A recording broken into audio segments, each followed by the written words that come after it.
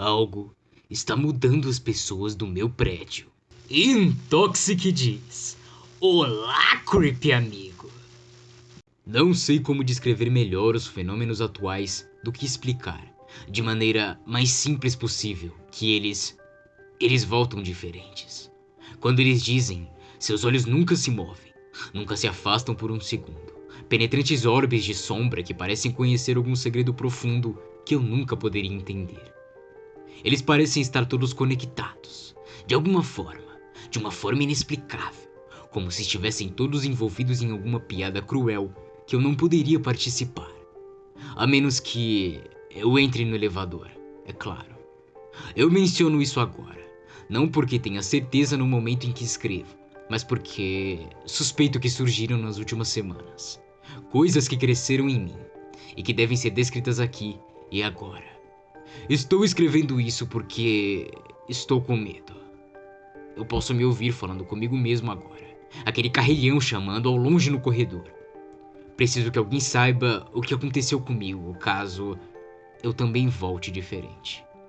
Veja, tenho notado e voltado meus olhos para esta aparição, e tentando o meu melhor para descobrir a fonte dessa irregularidade. Eu passei a acreditar que é o elevador que os muda. Sim, o tipo com um desenho de uma tesoura fundida em ferro, que geme e grita quando chega um fechamento gradual a cada elevação. Em outras palavras, um elevador antigo. Há algo nele que eu não gosto. Algo de que não gosto desde que me mudei para este lugar com minha namorada, Sarah, há quase 2 meses. É algo difícil de explicar. Algo mais do que um sentimento penetrante. Uma sensação interna de ameaça em relação a este elevador em particular. Ele parece ter uma aura anormal. Uma deliciosa, quase alegre, quando aquele portão de metal se expande, dando as boas-vindas para você. Convidativo. Acho que agora seria um bom momento para informá-lo de que eu nunca pus os meus pés naquela engenhoca. Não, nenhuma vez sequer. Nem mesmo quando a gerente incrivelmente agradável, uma loira de óculos e cereja em seus 30 e poucos anos, me acompanhou pela antiga estrutura e me convidou para entrar. Eu tenho um medo terrível de altura e, mais ainda, de espaços apertados. Um olhar para aquelas armações de metal retorcidas, apenas desenhadas nas paredes, aquele sol às vezes tremeluzente de uma luz vermelha lá em cima, bastou para eu me recusar a usar o elevador. E educadamente, e sempre subir os 7 lances de escada até o nosso apartamento. Deixe-me falar sobre este prédio. É um prédio antigo, de tijolos amarelos, construído na década de 1910. Originalmente, construído como um motel, como uma espécie de ira, que ruía grande parte de sua face. É lindo, cheio de carisma e personalidade, de uma forma que nada construído em tempos mais modernos poderia ser. As luzes no saguão e nos corredores estão sempre acesas, um brilho rosado, cativante, lançado ao interior com um brilho alegre, sem nenhuma sombra. Foi construído à mão, ao longo de muitos anos, numa criação artesanal. Um trabalho de arte. Acho que foi isso que nos atraiu até aqui. A sensação de luz que nos puxava para dentro e o calor que emanava do lugar. Eu me senti em casa no minuto em que chegamos. Casa. Me senti em casa de uma maneira que nunca havia me sentido. Uma lareira tostada, um chocolate bem quente e um bom livro. E de certa forma, em momentos diferentes, o sentimento de companhia. Estarmos juntos agradavelmente em um bar acolhedor. Um lugar onde todos te conheciam e sempre o conheceriam. Onde as torneiras continuavam a correr. E às vezes, porque todo mundo gostava de você, as bebidas ficavam por conta da casa. Havia algo mais também, mais do que um gerente insuportavelmente gentil, seu cabelo ruivo ondulado e olhos invulgarmente invasivos. Foi a qualidade e os termos do contrato. Há meses, procurávamos um lugar na cidade, vasculhando mais de 100 residências diferentes, e nunca encontramos uma sequer, com uma oportunidade como essa. Um aluguel mês a mês, várias centenas de dólares a menos do que qualquer outra coisa de qualidade, semelhantes nas redondezas. Parecia bom demais para ser verdade. Depois de revisar a folha de contrato 2 vezes e não encontrar o menor indício de desonestidade por parte do gerente, decidimos que seria uma tolice deixar passar uma oportunidade tão boa como essa. Se não gostássemos, é claro que sempre poderíamos sair. Esse foi o nosso entendimento na época. O primeiro mês passou sem surpresas. Estávamos nos acostumando com o bairro, nossos novos empregos na cidade, cozinhando em uma pequena cozinha sem micro-ondas. Percebemos já então que os vizinhos eram um pouco estranhos. Seus sorrisos eram muito largos e alongavam-se em seus rostos, mais do que o normal. Seus olhos não pareciam piscar com frequência suficiente e eles parados, principalmente quando os cumprimentávamos nos corredores e nas escadas. Mais de uma vez, tive a noção bizarra de que eles permaneceram ali, mesmo depois que saíamos, parados, imóveis, mesmo depois que tínhamos ido embora. Eu descartei isso como nada, porque é claro que era nada. Coisas assim não existiam e, se existissem, não existiriam em alguma parte isolada do país, certo? Alguma província rural onde o fantasma de uma viúva habitava em uma velha casa de fazenda? Acha que isso é coerente? Pois é, eu achava que não. Estávamos na cidade e isso não poderia acontecer. Tínhamos centenas de vizinhos e nenhum deles disse nada sobre isso. Todos eles pareciam... bem... Não nos incomodou no início. Não o suficiente de qualquer maneira. Não nas primeiras semanas. Não somos particularmente sociais e não passamos muito tempo com nenhum deles. Quem se importa se eles estivessem um pouco desligados? Isso mudou quando conhecemos nosso novo vizinho no apartamento 703. Henry, um jovem sarcástico e extremamente inteligente, recém-saído da universidade. Ele estava trabalhando em uma empresa de TI, algumas ruas abaixo do prédio, e mudou-se para evitar o tráfego. Nós nos conectamos imediatamente, de uma forma que apenas pessoas com interesses semelhantes poderiam se conectar, e começamos a visitá-lo em seu apartamento, na maioria das vezes, para jogar jogos de tabuleiro, nos quais ele era um verdadeiro sábio.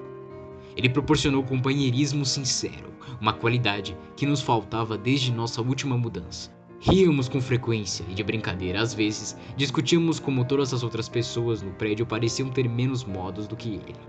Em uma noite em particular, Henry até mesmo tirou uma de suas meias e, colocando-a na mão com movimento, fez com que falasse com uma voz que imitava o gerente. Tente, fique se gostar. Rimos tanto que doeu e comentamos na época que ele havia dito exatamente a mesma coisa para nós.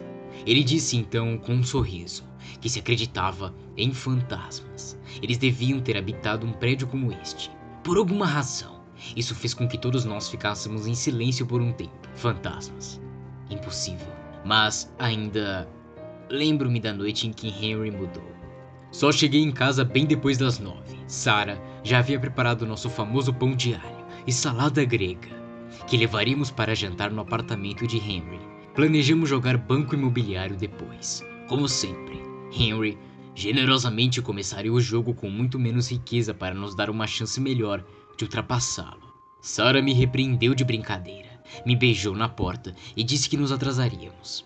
Embora ambos soubéssemos que Henry não ligaria para isso, ele provavelmente preferiria também.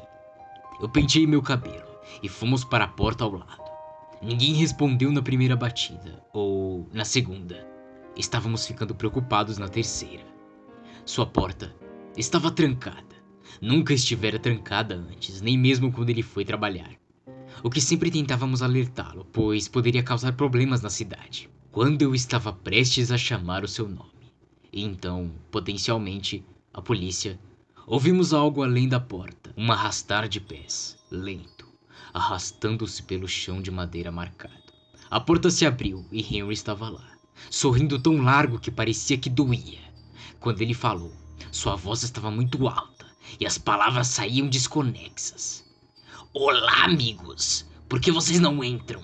Sarah e eu trocamos um olhar e o seguimos para dentro. Quando perguntei como ele estava, ele evitou totalmente esta pergunta, ignorando-me.